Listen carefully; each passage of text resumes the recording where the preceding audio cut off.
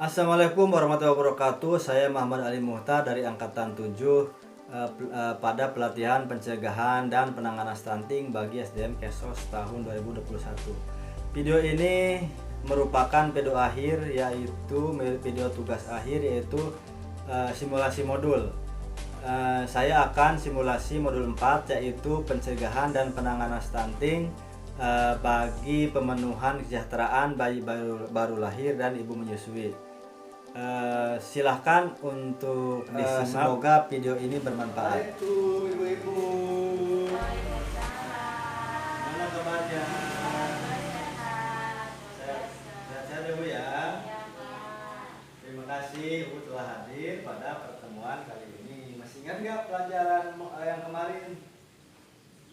Bulan kemarin masih ingat ya, yang bulan kemarin? Iya Pak, masih ingat. Masih ingat ya yang kemarin tentang pencegahan melalui kesejahteraan ibu hamil Pak. ya, jadi stimulasi tentang ibu hamil ya, kesejahteraan ibu hamil. Nah, sekarang kita ke modul 4 ya Bu ya.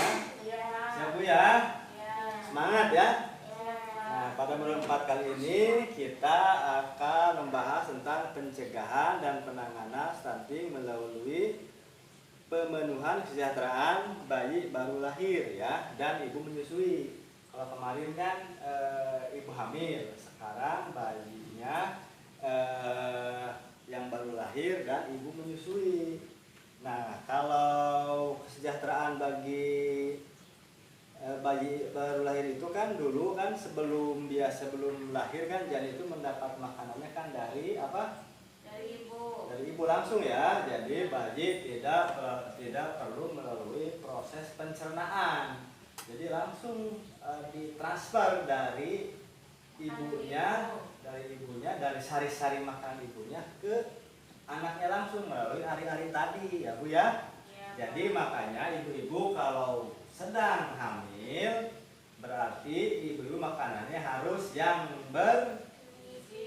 bergizi seimbang dan yang sehat ya, karena nanti makanan yang akan ditransfer dikasihkan ke anak itu kalau makanannya sehat berarti makanan yang diberikan ke bayinya pun juga itu akan sehat Bu ya. Apa makanan sehat Bu? Yang mengandung karbohidrat Pak. Nah, iya ya. Terus Sayuran Pak.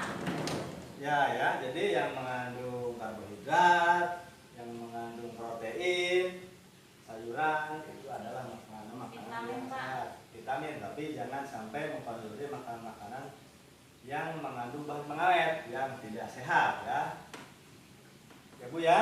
Iya Pak. Nah, terus selanjutnya ketika tadi kan bayi dalam kandungan. Nah, ketika bayi lahir itu akan terjadi proses pencernaan makanan yang sangat sulit Bu ya. Karena ketika lahir bayi harus beradaptasi dengan makanan dan mencerna makanan. Orang tua jadi perlu memberikan jenis-jenis makanan dan jumlah makanan yang seimbang ya. Karena bayi 0 sampai 6 bulan itu adalah apa? Harus diberikan ASI eksklusif. Jadi kadang-kadang kan kita kalau memberikan makan kan kadang-kadang kalau zaman dulu kan jangan makan apa? Misalkan jangan makan ikan, nanti anaknya cacingan kan seperti itu Pak. Itu Telur Pak. telur suka bisul itu kan. Padahal itu kan baik, sebenarnya itu kan termasuk protein juga ya. Jadi sama tadi kalau kita misalkan ibunya memberikan makanan yang sehat, makanan yang seimbang, makanan yang bergizi, jadi dalam ASI itu akan menjadi makanan yang diberikan dalam ASI itu adalah ASI yang sehat. Nah, biasanya kan kalau misalkan zaman dulu kan kalau supaya rangsangan terhadap ASI itu kan kalau misalkan air supaya banyak itu kan biasa suka ibunya disuruh makan katuk atau makan gedang seperti pepaya kan seperti itu ya Bu ya. Jadi 0 sampai 6 bulan itu bayi hanya diberikan ASI. ASI saja. Kadang-kadang kita kalau lihat di sekitar ibu-ibu lah, ini kalau lihat, jadi kalau misalkan kita mau menyusui kan kadang-kadang air ASI yang pertama itu kan kadang-kadang dibuang karena katanya itu mau basi, kadang-kadang seperti itu ya. Padahal itu adalah justru ASI itu jangan sampai dibuang, karena ASI yang ada di dalam ibu itu dalam apa bu? ASI ya, itu sehat itu udah itu udah terlindungi, jadi tidak boleh dibuang-buang. Justru itu ada prosesnya bu. Itu misalkan cairan yang pertama itu adalah makanan, minumannya, yang kedua makanannya, terus karbohidratnya, vitaminnya, kan seperti itu. Kadang-kadang kan kalau begitu bayi lahir itu ya, ibu kalau misalkan bayi itu airnya jangan dibuang dulu. Justru itu kan adalah kolostrum ya. Kolostrum itu adalah air susu yang sangat sehat sekali. Itu ada sebagai antibodi bu ya. Lanjut ya bu ya. Sekarang adalah kesejahteraan ibu menyusui. Jadi ibu kesejahteraannya apa? Jadi ibu harus memenuhan kebutuhan gizinya ya, kebutuhan gizinya. Terus ibu harus meningkatkan pengetahuan ibu akan keunggulan ASI ya. Kadang-kadang ASI itu memang unggul, justru bayi 0 sampai 6 bulan itu wajib dan harus dikasih ASI, tidak boleh dikasih yang lain. Karena kalau ibu-ibu di zaman dulu kan udah aja dikasih pisang biar cepat besar, itu adalah salah karena pencernaannya belum seimbang dan belum sesuai. Terus harus meningkatkan potensi diri ibu. Jadi ibu itu harus meningkatkan potensinya. Terus ibu harus memastikan interaksi antara ibu dan si bayi tadi.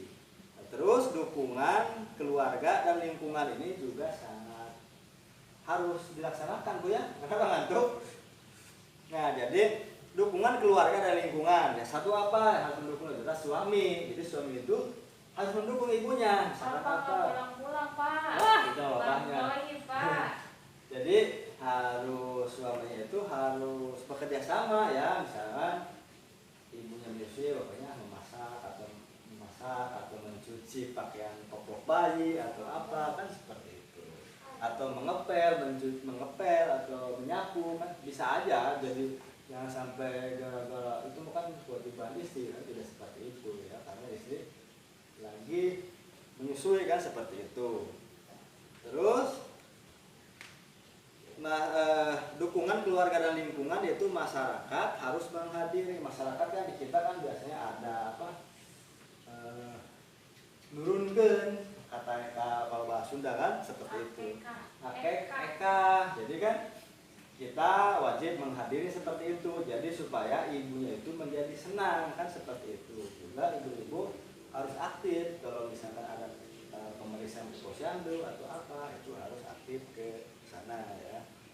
Terus tradisi yang mendukung untuk kesehatan ibu dan bayi. Tradisi apa yang sehat? Itu biasanya ada banyak pantangan kan seperti itu di kita itu kan. Pantangan jangan makan telur, itu karena anaknya akan bisul. Jangan banyak makan apa tadi itu, supaya makan ikan supaya tidak cacingan, kan seperti itu. Terus pemotongan tali pusar kan kadang-kadang dengan menggunakan silet, dengan menggunakan apa, kalau di kita jenis kan seperti, padahal itu kan kadang-kadang tidak steril seperti itu. Jadi harus dengan menggunakan metode-metode kesehatan yang tepat seperti itu ya. Terus hambatan dan solusi akan mendukung solusi yang akan mendukung kesejahteraan anak, yaitu dukungan dan dorongan dari orang-orang sekitar dan keluarga, sehingga tingginya dukungan dari lingkungan dan keluarga dapat memotivasi pemberian ASI eksklusif. Jadi harus ada itu ya. Jadi harus ada dorongan atau dukungan dari orang-orang sekitar, baik itu dari lingkungan ataupun dari keluarga.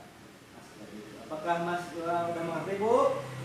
Sama Pak. Terima mengerti ya. Demikianlah kalau sudah mengerti, demikianlah pertemuan kali ini, yaitu modul tentang pencegahan dan penanganan stunting melalui pemenuhan kesejahteraan bagi bayi baru lahir dan ibu menyusui.